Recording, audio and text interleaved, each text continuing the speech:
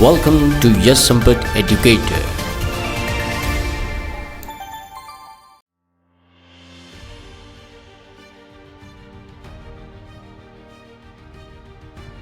Hello everyone, welcome to Yes Sampat Educator. So in this kind of the particular video, we will discuss about the Hindu newspaper and its analysis over here. It is about the 8 December 2022 और आज के video में हम लोग discuss करेंगे Indonesia में शादी से पहले सेक्स पर लगेगा बैन. गाइज ये पर्टिकुलर टॉपिक जो है ये काफ़ी हद तक ट्रेंडिंग में है रिगार्डिंग द करंट अफेयर्स.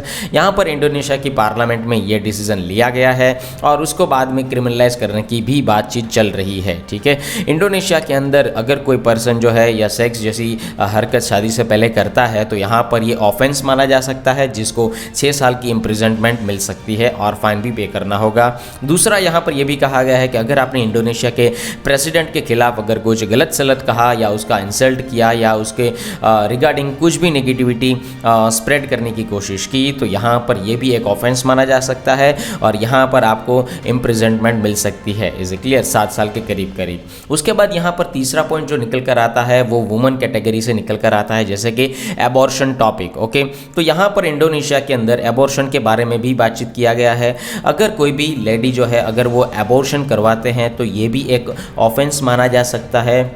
तो यहाँ पर कई लोगों ने ये भी कहा है कि क्या वुमन को आज़ादी नहीं है इंडोनेशिया के अंदर. नहीं, एक्चुअली ऐसा नहीं है. वुमन को आज़ादी है पर यहाँ पर सिचुएशन देखी जाएगी कि अगर वुमन की हेल्थ सेक्टर या उसकी हेल्थ अच्छी नहीं है और यहाँ पर वो प्रेग्नेंट है, ठीक है, तो यहाँ पर उस कंडीशन के हिसाब से वो अबॉर्ट करवा सकते हैं, अबॉर्शन करवा सकते हैं. यहाँ पर अगर उस महिला का रेप हुआ है तो यहाँ पर अबॉर्शन वो करवा सकते हैं. ठीक है, और दूसरा जो कहना चाहूँगा उसका पुराना कानून था, ठीक है, पुराना जो उसका लॉ था कि 12 सप्ताह के अंदर आप अबॉर्शन करवा सकते हैं. तो ये सारी की सारी चीज़ें एक बार देखी जाएगी और उसके बाद कोर्ट यहाँ पर अलाउ कर सकती है. तो ये जो सारे के सारे आज टॉपिक है यहाँ पर हम लोग फिर से एक बार देख लेंगे और यहाँ पर आर्टिकल के अंदर ये भी देखेंगे कौन कौन से जो इंपॉर्टेंट न्यूज़ है जो आपकी एग्जामिनेशन पॉइंट ऑफ व्यू से काफ़ी हद तक इंपॉर्टेंट मानी जा सकती है. So before we going to start I want to tell you that if you are preparing for the defense and UPSC examination like the Combined Defense Services, Air Force Common Admission Test, National Defense Academy, Indian Navy INET, Air Force Group X and Y, Territorial Army and UPSC Civil Services examination, and if you are also preparing for the banking examination like the IBPS Clerk, IBPS PO, IBPS RRB, SBI Clerk, SBI PO, RBI Grade B, so don't worry, batches launched by the Yes Sampat Educator. So what are you waiting for, guys? Just call on 9773230619 and you can just follow me in the Instagram, in the YouTube and in the Facebook. Also you can just enroll in this kind of the particular courses and online platform is available over here. Okay, so before we going to start I want to introduce myself. So Jai Hind one and all who are present over here and watching this kind of the video. So this is Yes Sampat. By profession I am engineer and by passion I am an educator. चलो भारत को आगे बढ़ाता है. You can just follow me in this kind of the particular social media platforms. Okay, so let us start with the first question. Semeru volcano which was seen in the news is located in which of the following country? Semeru volcano. ठीक है guys, this kind of the particular question regarding the geography and with respect to the current affairs that is very much important. तो यहाँ पर उसका correct answer आ जाएगा Indonesia. ठीक है, तो गाइज यहाँ पर आप समझ सकते हैं कि इंडोनेशिया जो है काफ़ी हद तक करंट अफेयर के अंदर ट्रेंडिंग में है. यहाँ पर अगर मैं एडल्ट्री की बात करूं, ठीक है, एडल्ट्री की बात करूं या यहाँ पर मैं वॉल्केनो की बात करूं तो भी इंडोनेशिया काफ़ी हद तक ट्रेंडिंग में चल रहा है. तो ठीक है, तो गाइज उसका एक बार मैप भी देख लीजिएगा इंडोनेशिया का जियोग्राफिकल लोकेशन एक्चुअली है तो है क्या. ठीक है, so in this kind of the particular question the correct answer is about the option number B, Indonesia. Let us discuss about the next question. Which institution in manufactures the advance light helicopter ALH MK3 squadron 840 squadron CG. ठीक है, तो यहाँ पर ये जो advance light helicopter जो है ये कौन से इंस्टीट्यूशन ने यहाँ पर मैन्युफैक्चरिंग किया है उसका आपको करेक्ट आंसर बताना है. Is it clear? So you can give the correct answer in the comment section over here. So let us start with the first article. तो जैसे मैंने यहाँ पर आपको कहा Indonesia's parliamentary passes the law criminalizing adultery. Indonesia amended criminal code includes articles that make sex outside marriage punishable by a year in jail and cohabitations by 6 months, but adultery charges must be based on police reports lodged by the family. ठीक है, तो यहाँ पर मैं कहना चाहूँगा कि जैसे मैंने यहाँ पर फर्स्ट पॉइंट कहा था कि इंडोनेशिया के अंदर जो शादी से पहले सेक्स करेंगे या उस तरीके की हरकत करेंगे तो यहाँ पर 6 महीने की उसको यहाँ पर जेल हो सकती है और यहाँ पर यहाँ पर फाइन है वो भी पे करना होगा। यहाँ पर अगर उन्होंने या किसी ने भी इंडोनेशिया के प्रेसिडेंट के खिलाफ अगर कुछ कहा, नेगेटिविटी बात की या उसकी इंसल्ट की या उसके बारे में गलत सलत कहा तो यहाँ पर ये भी एक ऑफेंस माना जा सकता है। और थर्ड पॉइंट यहाँ पर ये निकल कर आया था regarding the abortion is it clear कि यहाँ पर अगर कोई लेडी है अगर वो एबॉर्शन करवाते हैं तो यहाँ पर उसको भी पनिशेबल ऑफेंस माना जाएगा, पर तब तक माना जाएगा या कौन सी सिचुएशन में माना जाएगा ये चीज़ यहाँ पर वो देखेंगे कि अगर फीमेल की हेल्थ सेक्टर या हेल्थ इश्यू है या हेल्थ अच्छी नहीं है और उस दौरान वो बच्चे को जन्म नहीं दे पाते हैं तो यहाँ पर वो अबॉर्ट कर सकते हैं with the permission of the court. Okay, after that यहाँ पर ये भी कहा गया एबॉर्शन के केसेस के अंदर कि अगर किसी महिला का रेप हुआ है और वहाँ पर वो अबॉर्ट करवाना चाहते हैं तो यहाँ पर वो कोर्ट की परमिशन से अबॉर्ट कर सकते हैं। ठीक है, यहाँ पर कई ऐसे इस तरीके की जो यहाँ पर लॉ बनाने की बातचीत चल रही है या इंडोनेशिया के पार्लियामेंट के अंदर जो लॉ पास किया जाएगा इसके रिगार्डिंग, ठीक है, इससे इंडोनेशिया को तो फ़र्क पड़ा ही है पर दूसरे बहुत सारे कंट्रीज़ जो है उसको भी फ़र्क पड़ा है। जैसे कि ऑस्ट्रेलिया से कई लोग इंडोनेशिया जाकर यहाँ पर शादियाँ करते थे। ठीक है, तो यहाँ पर ये सारी की सारी चीज़ें जो है वो रुक जा सकती है। ठीक है, तो ये चीज़ आप लोगों को यहाँ पर समझना है। आगे बात करते हैं नेक्स्ट आर्टिकल के बारे में। गाइस यहाँ पर मैं कहना चाहूँगा कि ये जो न्यूज़पेपर है उनकी जो डेट है वो है 8 December and this is about the Thursday. Okay, if we focus this kind of the particular article regarding this one कि why silent on voiding of NJAC VP ask parliament. ठीक है, तो कोई भी डेमोक्रेसी है पार्लियामेंट्री के अंदर जिसके regarding parliamentary sovereignty is valuable. Okay, violable. So vice president Jagdeep Dhankhar said in his maiden speech as the chairman of the Rajya Sabha on the first day of the winter session of parliament on Wednesday he chided the two houses for not taking cognizance over the past 7 years of the Supreme Court। तो यहाँ पर actually जो collegian system है उसमें कई सारे loopholes ऐसा बताया गया है। ठीक है, तो हमारे जो लॉ मिनिस्टर है किरण रिजिजू ने यहाँ पर कॉलेजियन सिस्टम के अंदर नेपोटिज्म की बातचीत भी की गई थी। ठीक है, उसके बारे में भी यहाँ पर कहा गया था और यहाँ पर कॉन्स्टिट्यूशनल अमेंडमेंट करने की बातचीत चल रही थी। ठीक है, जिसके regarding national judicial appointment commission it stands for the NJAC। ठीक है, 2015 के अंदर इस तरीके के अमेंडमेंट की बातचीत की गई थी और लाए भी गए थे। ठीक है, अभी यहाँ पर इसके बारे में जान लेते हैं एक बार। सो NJAC, okay, NJAC, what is the meaning of the NJAC? National judicial appointment commission.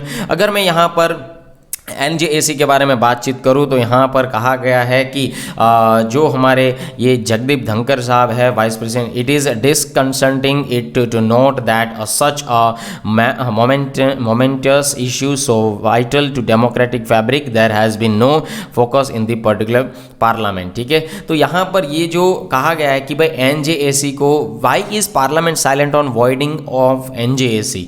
ठीक है, यहाँ पर प्रेसिडेंट इस चीज़ के बारे में पूछा है कि हम लोग NJAC के बारे में यहाँ पर क्यों अच्छी तरीके से बात नहीं करते हैं। ठीक है, तो पहली चीज़ यहाँ पर हम लोग समझते हैं कि कॉलेजियन सिस्टम। ठीक है, तो कॉलेजियन सिस्टम के अंदर क्या होता है कि 5 तरीके की जजेस की यहाँ पर बैठक बिठाई जाती है और यहाँ पर चीफ जस्टिस ऑफ इंडिया जो है, ठीक है, वो अगर पुराने जो है रिटायर हो जाते हैं, जैसे कि यहाँ पर UU ललित साहब जो थे, जस्टिस UU ललित सर जो थे वो रिटायर हो गए और उन्होंने एक नाम रेकमेंड किया था यहाँ पर चंद्रचूड़ सर जी का। ठीक है, तो यहाँ पर जो चीफ जस्टिस ऑफ इंडिया जो अभी नए बने, 15 चीफ जस्टिस ऑफ इंडिया जो अभी नए बने, चंद्रचूड़ सर जी। ठीक है, तो यहाँ पर कहा गया था कि किरण रिजिजू ने भी कहा था, लॉ मिनिस्टर जो हमारे रह चुके हैं या लॉ मिनिस्टर हमारे जो है किरण रिजिजू सर, ठीक है, उन्होंने कहा कि ये कॉलेज सिस्टम के अंदर नेपोटिज्म का माहौल चल सकता है। तो ये एक लूपहोल यहाँ पर माना जा सकता है कि कोई भी पर्सन जो है अपने फैमिली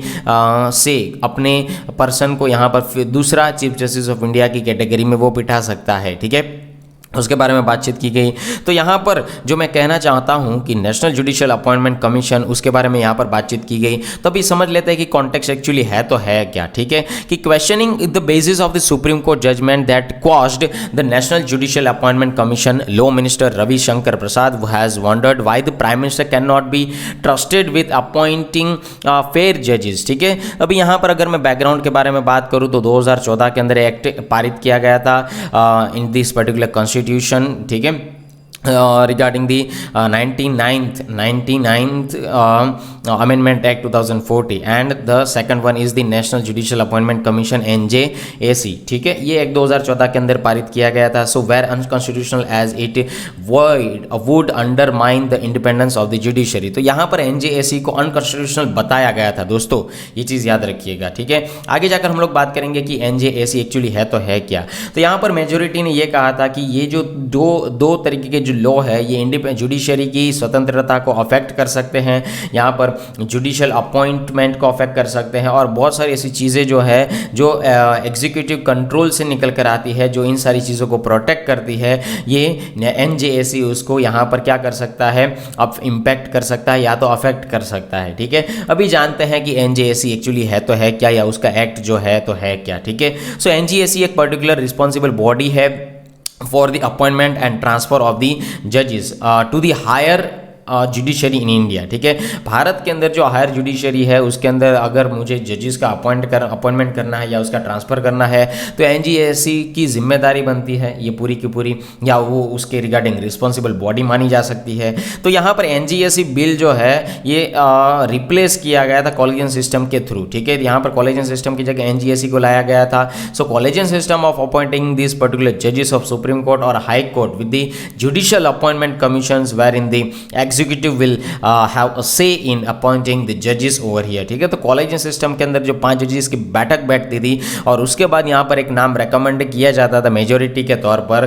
तो यहाँ पर ये कॉलेजियन सिस्टम का लूपहोल यहाँ पर बताया गया था। हमारे जो किरण रिजिजू सर है, लॉ मिनिस्टर है, ठीक है, तो उन्होंने ये कहा कि भाई यहाँ पर तो नेपोटिज्म का माहौल चल सकता है, या तो ऐसा लूपहोल देखने को मिल सकता है कि अपने चीफ जस्टिस ऑफ इंडिया जो है अगर चाहे तो अपने लोग का ही नाम रेकमेंड कर सकते हैं, ठीक है। तो नए लोग यहाँ पर चीफ जस्टिस ऑफ इंडिया के तौर पर उसको यहाँ पर अपॉर्चुनिटी नहीं मिल सकती अगर चाहे वो उसका क्वालिफिकेशन बन भी गया हो तो, ठीक है।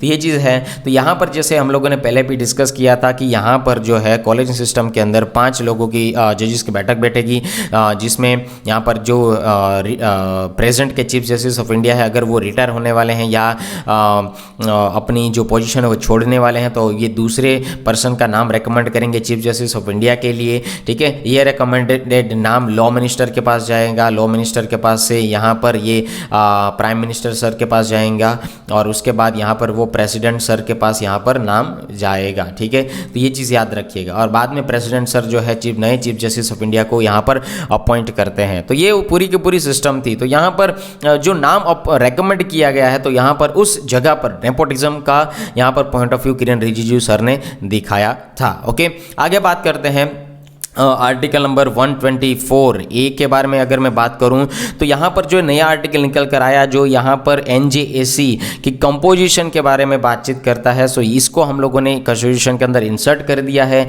यहाँ पर जो बिल प्रोवाइड किया गया है regarding the procedure to be followed by the NJAC for recommending the person for appointment as a chief justice of India and other जजेस of the supreme court and the chief justice and other जजेस of the high court. तो high court के अंदर और supreme court के अंदर जो यहाँ पर चीफ जस्टिस और सुप्रीम कोर्ट के चीफ जस्टिस ऑफ इंडिया और अदर जजेस की जहाँ पर अपॉइंटमेंट की जाएगी तो यहाँ पर ये बिल जो है उसके बारे में बातचीत करता है, ठीक है। So according to this particular bill we can say that कि कमीशन ने यहाँ पर कौन कौन से मेंबर के बारे में बातचीत किया है या करेंगे, ठीक है। तो पहले चीज़ है, पहले पर्सन है जिनका नाम है chief justice of India, chairperson और एक्स ऑफिशियो। उसके बाद 2 सीनियर मोस्ट जजेस रिगार्डिंग द सुप्रीम कोर्ट ठीक है, जो next chief justice of India बन सकते हैं। और उसके बाद the union minister of law and justice, उसके बारे में बातचीत की गई। और यहाँ पर फोर्थ पॉइंट निकल कर आया था regarding the two eminent person, ठीक है, जो नॉमिनेट किए गए हैं कमेटी के through, chief justice of India,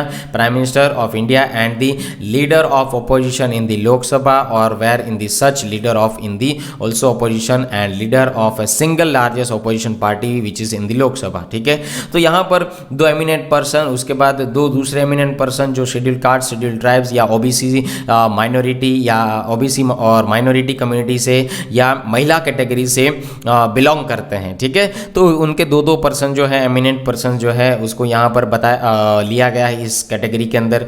उसके बाद यहाँ पर रीनॉमिनेशन की भी बात की गई थी रिगार्डिंग दी कि 3 years and shall not be eligible for renomination. ठीक है, तो जो भी पर्सन जो है eminent person shall be nominated, ठीक है, पर्टिकुलर पीरियड के दौरान, ठीक है, for a period of 3 years, 3 साल के लिए इसको नॉमिनेट किया जा सकता है। बाद में वो रीनॉमिनेट नहीं हो सकता, उसके लिए उसकी एलिजिबिलिटी नहीं है। ठीक है, आगे बात करते हैं नेक्स्ट आर्टिकल के बारे में। आई होप सो ये आर्टिकल आपको अच्छी तरीके से समझ में आ चुका होगा। So this kind of the particular article over here. Okay, आगे बात करते हैं इस आर्टिकल के बारे में। तो हिंदू न्यूज़पेपर के अंदर यहाँ पर साइक्लोन मैंडियोज, ओके, उसके बारे में बातचीत की गई थी। Bring over the bay likely to impact several parts of Tamil Nadu. तो गाइज मैं यहाँ पर कहना चाहूँगा कि जब भी ये तो इस तरीके की चीज़ें अगर आप देखें, आर्टिकल देखें, तो जीएस पेपर 1 ज्योग्राफी, ठीक है, ज्योग्राफी से ये आप आर्टिकल उसको रिलेट कर सकते हैं। So it is likely to hit north Tamil Nadu and Puducherry coast around the Friday midnight and bring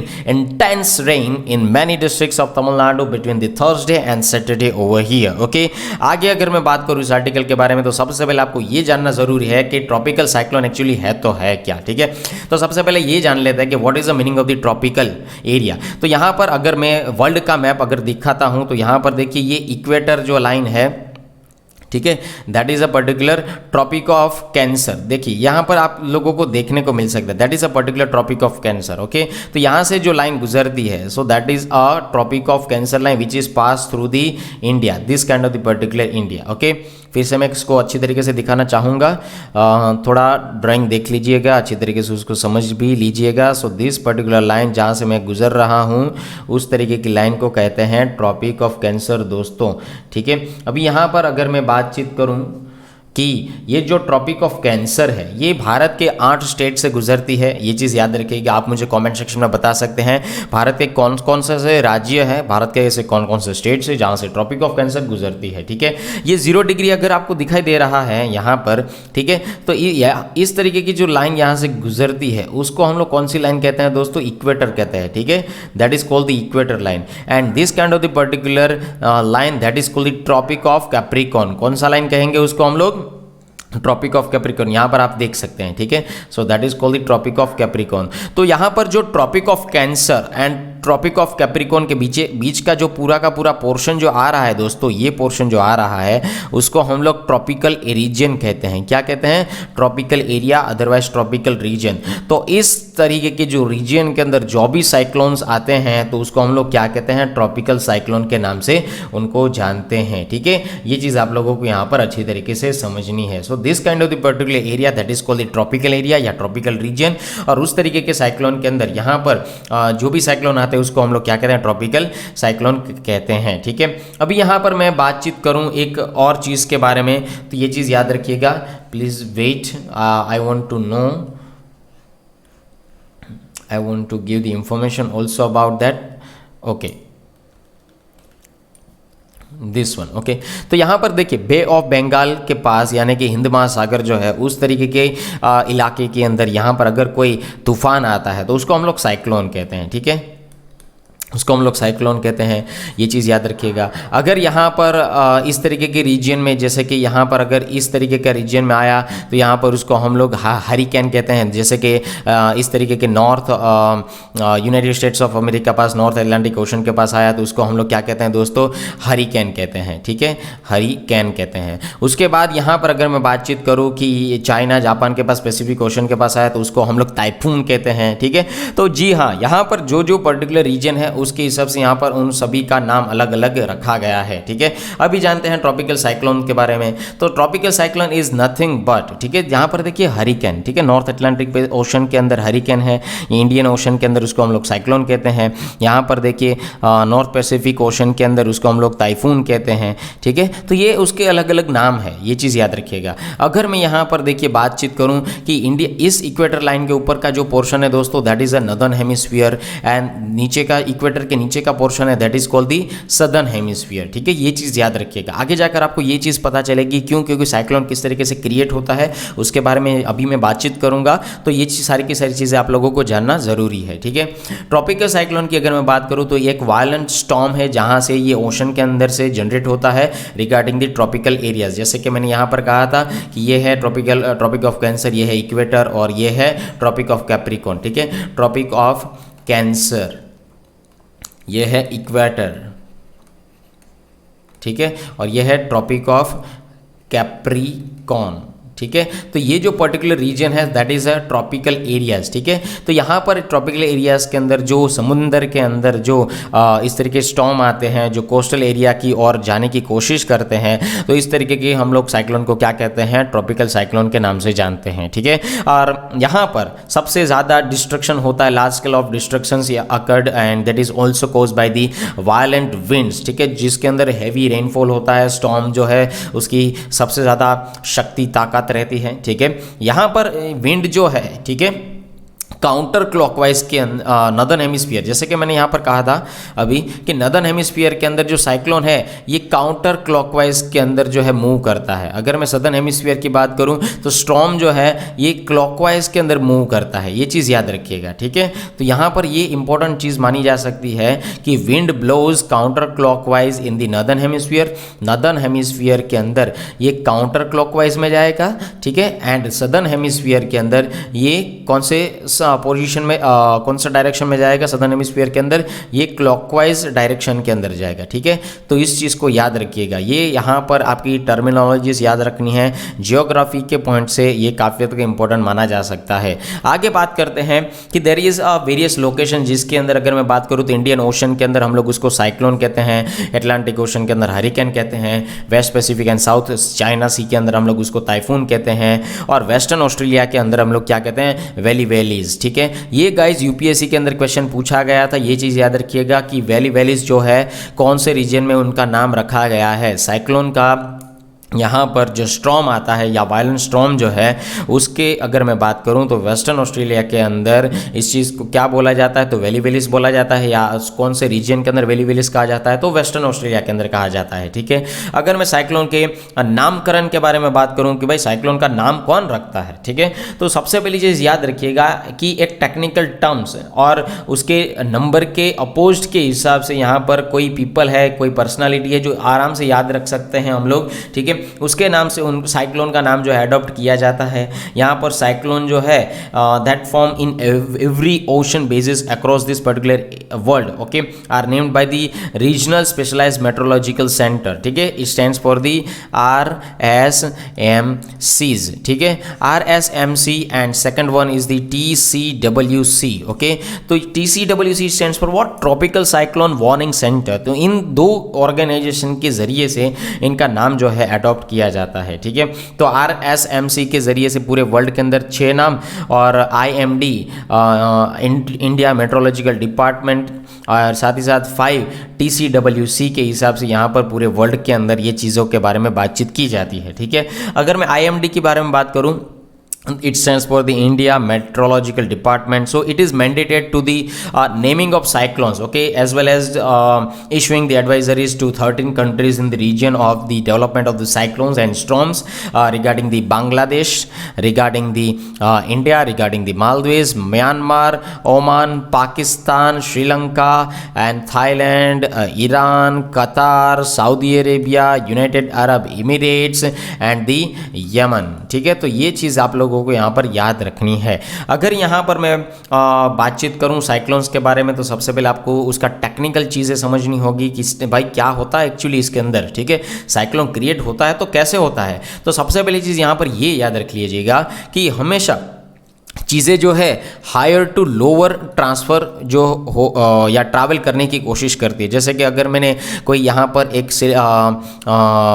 एक रोड ले लिया, उसको यहाँ से समझ लीजिए मैंने गर्म किया, ठीक है, उसको यहाँ से मैंने समझ लीजिए कि हीट देने की कोशिश की, ठीक है। तो एक समय के बाद जो हीट जो है इधर से इधर ट्रैवल करने की कोशिश करेगी, क्योंकि ये जो पोर्शन है वो हॉट है, ये पोर्शन है कोल्ड है। तो यहाँ पर इसका टेम्परेचर हाई है, ठीक है, और यहाँ पर इसका टेम्परेचर नॉर्मलाइज टेम्परेचर है, यानी कि समझ सकते हैं कि इसके कंपैरिजन के अंदर ये टेम्परेचर जो है लो है, ठीक है। तो यहाँ पर जो फिज़िक्स के नियम कहें या साइंस का नियम कहें या एक नेचर कहें, तो चीज़ें जो है हायर टू लोअर की ओर ट्रांसफ़र करने की कोशिश करती है। वैसे ही इसके अंदर भी हाई प्रेशर जनरेशन क्रिएट होता है। स्टॉर्म के अंदर हाई प्रेशर जो है वो ट्रैवल करता है, लो प्रेशर तक ट्रैवल करता है, ठीक है। तो सबसे पहली चीज़ आप लोगों को यहाँ पर ये समझनी है कि ये जो हम लोगों ने कहा कि that is a Tropic of Cancer, that is called the Tropic of Capricorn, और बीच का जो यहाँ पर पोर्शन है that is called the equator, ठीक है। और ये पोर्शन है नदर्न हेमिस्फीयर, ये पोर्शन है सदर्न हेमिस्फीयर, ये चीज़ याद रखिएगा।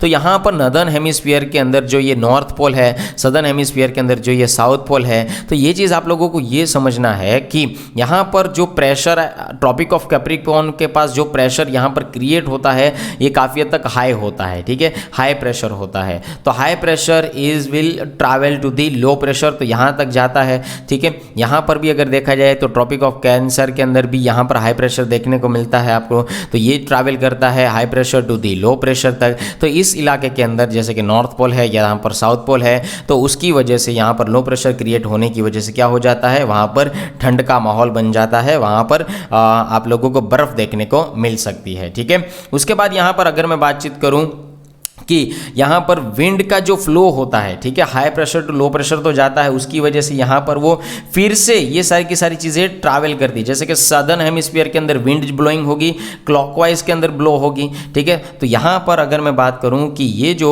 सदर्न हेमिस्फीयर है और ये जो नदर्न हेमिस्फीयर है और ये जो इक्वेटर है, ठीक है, उसके बाद यहाँ पर ट्रॉपिक ऑफ कैप्रिकॉर्न है, ये ट्रॉपिक ऑफ कैंसर है। तो यहाँ पर नदर्न हेमिस्फीयर और सदर्न हेमिस्फीयर के अंदर अगर मैं बात करूँ नदर्न हेमिस्फीयर के बारे में, तो विंड ब्लो जो होगी वो काउंटर क्लॉकवाइज में होगी, एंटी क्लॉकवाइज में होगी। जैसे कि यहाँ से विंड ब्लो हुई, ठीक है, और यहाँ से फिर से गई, तो इस तरीके की विंड ब्लो होती है और वापस फिर से इस तरीके से आ जाती है। उसके बाद यहाँ से हाई प्रेशर से लो प्रेशर तक गए और विंड ब्लो कहाँ से कहाँ तक होगी, क्लॉकवाइज डायरेक्शन में होगी, तो ये फिर से इस तरीके की डायरेक्शन में चली जाएगी। तो यहाँ पर जो साइक्लोन है उसकी टर्मिनोलॉजी आप लोगों को अच्छी तरीके से समझनी है, टेक्निकलिटी अच्छी तरीके से समझनी है, ठीक है। आगे बात करते हैं कि यहाँ पर ये सर्कुलेशन मोशन में क्यों ऊपर जाता है, ठीक है। तो पहली चीज़ यहाँ पर ये समझ लीजिए कि ट्रॉपिकल साइक्लोन जो है यहाँ पर नीचे जो है लो प्रेशर क्रिएट होता है ओशन के अंदर। तो लो प्रेशर जो क्रिएट होता है उसके बाद यहाँ पर जो है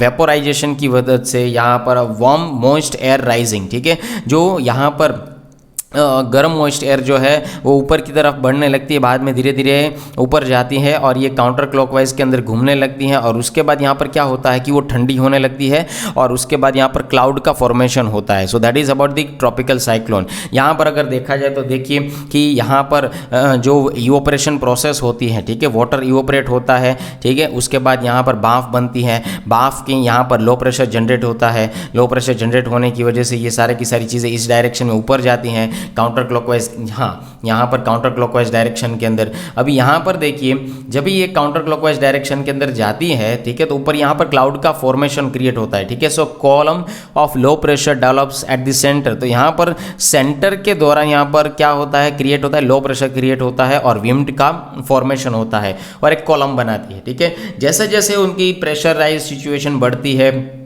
सेंट्रल कॉलम के अंदर और यहाँ पर स्पीड जो बढ़ती है विंड की, तो ये सारा का सारा जो सिचुएशन एकदम हम लोग कह सकते हैं कि एग्जॉट हो जाता है और ये क्लाउड का फॉर्मेट क्रिएट कर लेता है, ठीक है। और इस तरीके की जो स्टॉर्म है वो काफ़ी तक वायलेंट बन जाती है। ओके, आगे बात करते हैं उसके बारे में कि भाई साइक्लोन मेंडस जो है अभी वो एक्चुअली है तो है क्या, उसके रिगार्डिंग न्यूज़ जो इतनी ट्रेंडिंग में है तो क्यों है, ये चीज़ आप लोगों को जानना ज़रूरी है। जैसे कि रिसेंटली साइक्लोन जो है रिपोर्ट किया गया था तमिलनाडु के अंदर पुडुचेरी कोस्ट के दौरान 8 दिसंबर 2022 के दौरान। तो उस चीज़ को हम लोग कहते हैं साइक्लोन मेंडस, ठीक है। तो ये जो साइक्लोन है इसका नाम है मेंडस, ओके।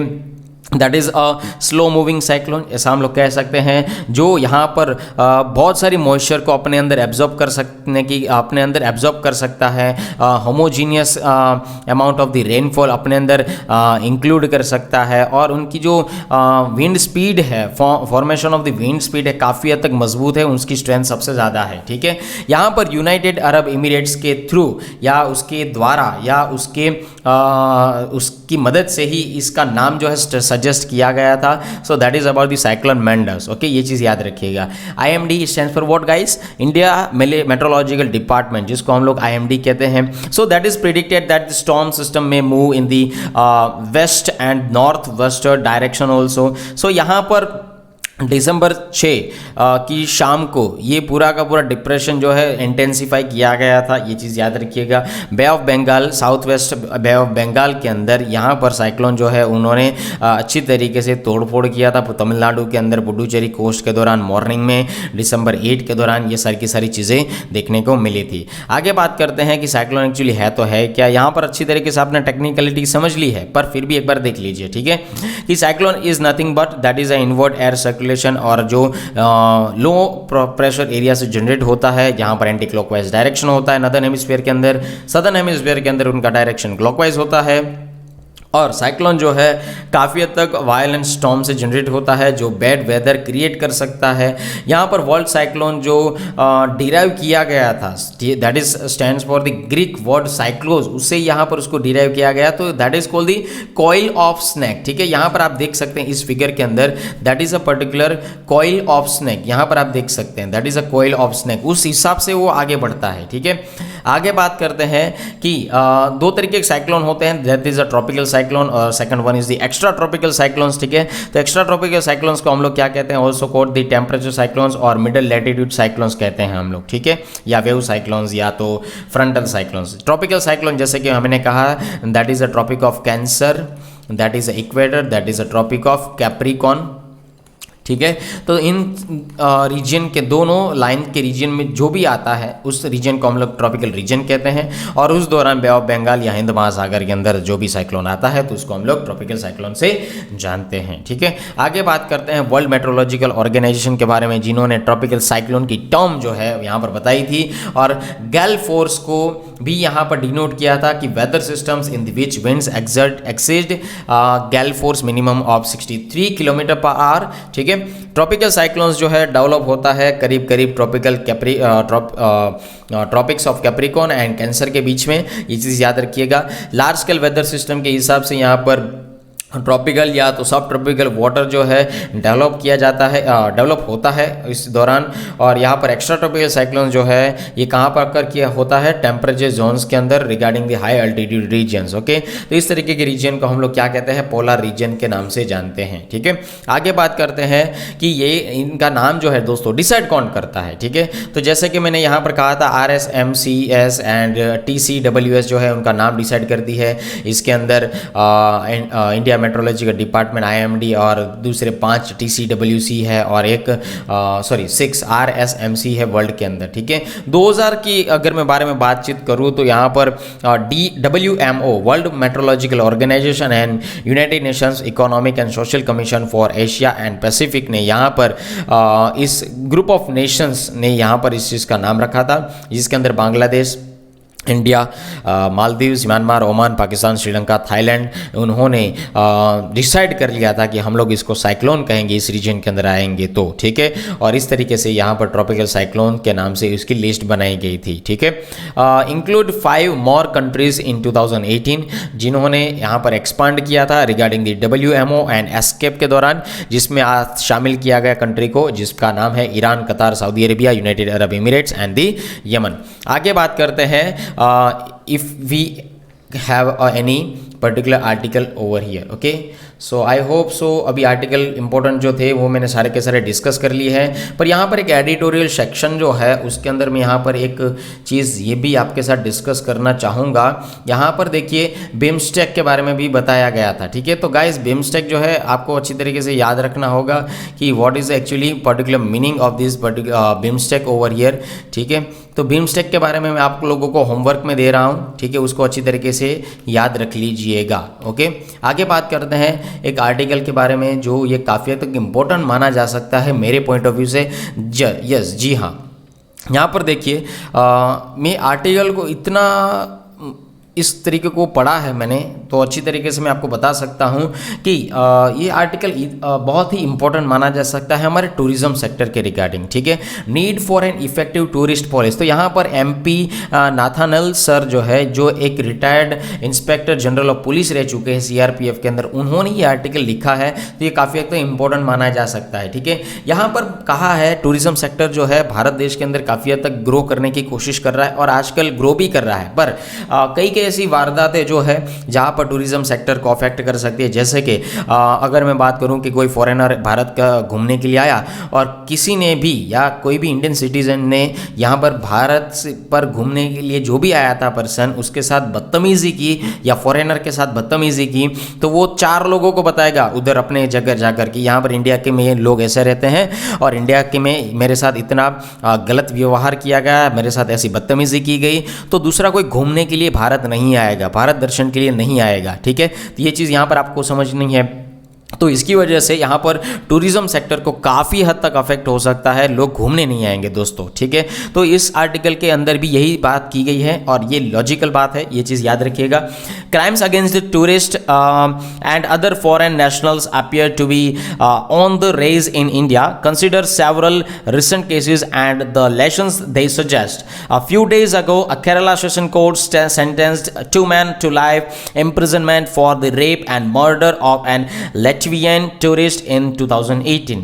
12 साल की लड़की रशियन गर्ल जो थी, एक जिसको होटल रूम के अंदर यहाँ पर उनका रेप किया गया गोवा के अंदर, वो घूमने के लिए आई थी अपनी मदर के साथ। ठीक है, तो अप्रैल 6 को यहाँ पर इस साल अप्रैल 6 के अंदर 12 साल की लड़की का रेप हुआ, होटल के मेंबर ने ही किया था। ठीक है, और यहाँ पर रेपिस्ट जो था उसी होटल का मेंबर था, ऐसा कहा गया, और वो अपने मदर के साथ रहने के लिए आए थे। ठीक है, तो इस तरीके की वारदात यहाँ पर बताई गई कि ये हमारे टूरिज्म सेक्टर को यहाँ पर जो है काफ़ी हद तक अफेक्ट कर सकता है यार, अतिथि देवो भव। ठीक है, ये चीज़ हमेशा याद रखना है। इराकी कपल, ठीक है, यहाँ पर गुरगाम के अंदर यहाँ पर होटल के अंदर स्टे कर रहा था। बाद में ये दोनों जो ये कपल जो आया था वो अपने हस्बैंड की ट्रीटमेंट के लिए करवाने के लिए महिला उनको लेके आई थी। ठीक है, तो यहाँ पर मेदंता हॉस्पिटल जो है उनके अंदर हस्बैंड की ट्रीटमेंट चल रही थी। ठीक है, पर यहाँ पर उसके बाद उस महिला का यहाँ पर गलत तरीके से बिहेव किया गया। ठीक है, two miscreants positioning as policeman on October 23। तो यहाँ पर जो है the couple of carrying drugs and on the pretext of the checking their wallets fled with the $15,000 the couple had saved for the treatment also. ठीक है, तो जो महिला ने अपने पति की सारवार के लिए, अपनी पति की इलाज के लिए $15,000 सेव कर रखे थे, उसका भी यहाँ पर नामो निशान मिट गया था, यानी कि किसी ने चुरा लिया था। ठीक है, तो ये चीज़ें हरकत नहीं चल सकती है दोस्तों। ठीक है, ये चीज़ याद रखिएगा।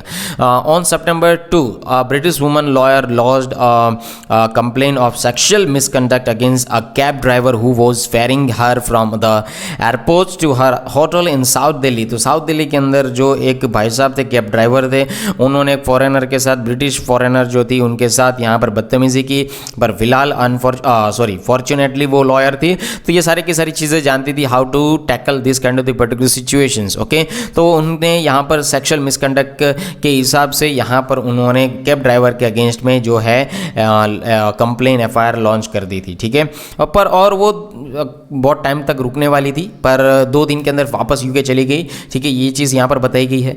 तो ये काफ़ी हद तक अफेक्ट करता है ना, कि अगर उनके पेरेंट्स पूछेंगे या उनके रिश्तेदार पूछेंगे कि भाई आप इतना जल्दी क्यों आ गए, ठीक है, तो ये सारी की सारी चीज़ें बताएंगे कि यहाँ पर मेरे साथ इस तरीके की हरकत हुई थी, तो इंडिया के लोग ऐसे हैं वैसे हैं, इसकी वजह से भारत के टूरिज्म सेक्टर को काफ़ी हद तक अफेक्ट हो सकता है, इकोनॉमिकली वाइज भी या financial sector regarding the tourism sector. Okay, ये काफ़ी अफेक्ट हो सकता है, भारत के बिजनेस में अफेक्ट हो सकता है, भारत के रिलेशन में अफेक्ट हो सकता है, भारत के ट्रस्ट में अफेक्ट हो सकता है। ठीक है, ये चीज़ याद रखिएगा। तो इस तरीके की जो वारदातें हैं उसके बारे में यहाँ पर बताया गया। तो यहाँ पर एमपी सर ने इसी के बारे में बताया गया कि हमें एक इफ़ेक्टिव टूरिस्ट पॉलिसी की काफ़ी हद तक ज़रूरत है, ठीक है। तो यहाँ पर बहुत सारी वारदातों के बारे में बताया गया कि ऐसे 14 फॉरेनर फेल विक्टिम जो है जिन लास्ट ईयर के अंदर 6 रेप केसेस जो है सामने देखने को मिले, 2019 के अंदर 12। तो बहुत सारी चीज़ें आप लोग यहाँ पर देख सकते हैं। फॉरेन जो है इनसिक्योरिटी फील करते हैं यार, तो हमारे देश घूमने कैसे आएंगे, ठीक है। 142 केसेस जो है फॉरेनर ने दर्ज करवाए हैं, ठीक है। 2020 के अंदर 52, 2021 के अंदर 23। भले ये डिक्लाइन हो रहे हैं, पर क्यों हो रहे हैं ये सारे के सारे जो केसेस जो है यहाँ पर कंप्लेन क्यों की जा रही है, ये चीज़ के बारे में यहाँ पर बताया गया है, ठीक है। ये चीज़ याद रखिए regarding the tourist police. So that's is for this particular article. I hope you all are enjoy this session. If you are preparing for the defense and UPSC examination regarding the combined defense services, Air Force Common Admission Test, National Defense Academy, Indian Navy INET, Air Force Group X and Y, Territorial Army, UPSC Civil Services examination, and if you are also preparing for the banking examination like the IBPS clerk, IBPS PO, IBPS RRB, SBI clerk, SBI PO, RBI grade B. So don't worry, batches launched by the Yes Sampat Educator. So what are you waiting for, guys? Just call on 9773230619 and you can just follow me in this kind of the particular social media platform, and you can just enroll in this kind of the particular courses over here, and online platform is available over here, okay. So I want to tell you that before we complete this kind of the lecture, guys, अगर आप इस channel पर नए हैं और आप competitive examination की preparation करते हैं, सो गाइस इस चैनल को आप अच्छी तरीके से सब्सक्राइब कर लीजिए for the future and for the notifications. यहाँ पर आपको कम्पिटिटिव एग्जामिनेशंस के रिगार्डिंग जो एग्जामिनेशंस के बारे में यहाँ पर मैंने अभी अपील की है, उस सभी एग्जामिनेशंस के बारे में यहाँ पर आपको अच्छी तरीके से और फैक्चुअल डेटा के साथ, फैक्चुअल कंटेंट के साथ इन्फॉर्मेशन मिलेगी। If you really enjoy this kind of the particular session, so guys please like this session, share this session with your friends, family members, colleagues and elder and younger brother sister who are preparing for the government and competitive examinations, okay। मिलते हैं, तब तक के लिए पढ़ते रहिए। जय हिंद, जय Bharat, thank you and bye bye.